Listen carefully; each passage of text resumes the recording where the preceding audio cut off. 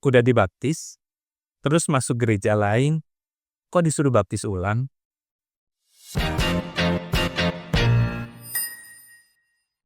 Hai Shalom, ketemu lagi di ST Corner.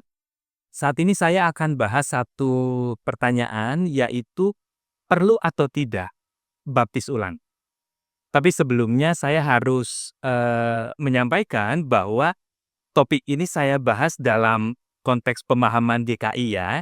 Jadi kalaupun ada pandangan yang berbeda, feel free aja ya. Kita syukuri sebagai sebuah ragam yang indah dalam kesempatan mengasihi di tengah setiap perbedaan.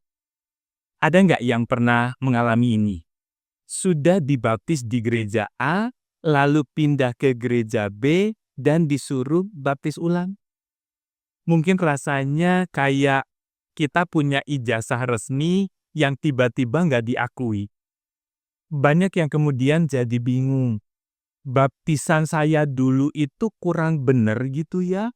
Atau apakah Tuhan nggak terima kalau gerejanya beda? Tenang, mari kita lihat ini dari kacamata Alkitab dan tentunya hati yang tetap bijaksana ya. Baptisan itu adalah tanda anugerah, bukan tiket keanggotaan. Baptisan itu satu kali untuk selamanya. Rasul Paulus kepada jemaat di Efesus mengatakan satu Tuhan, satu iman, satu baptisan.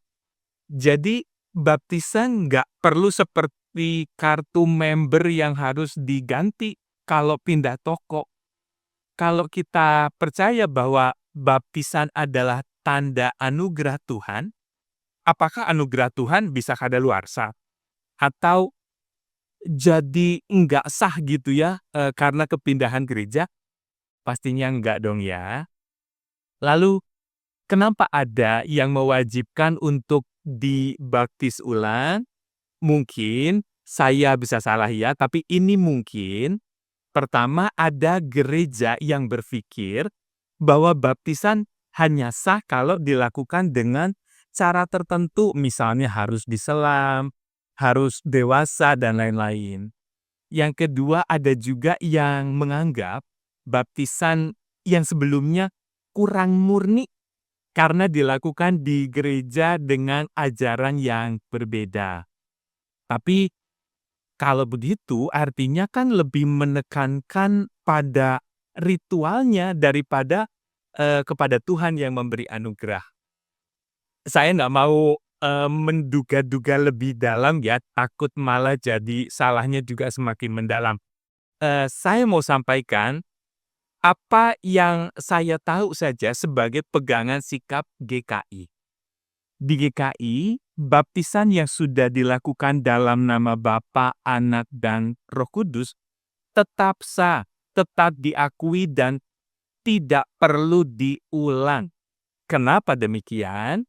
Karena yang utama adalah iman kita kepada Kristus, bukan merek gerejanya. Dan ia penting bukan airnya, tapi apa yang terjadi dalam hidup kita setelah dibaptis. Jadi, kalau Tuhan sudah mengakui baptisan kita, kenapa justru manusia yang harus meragukannya?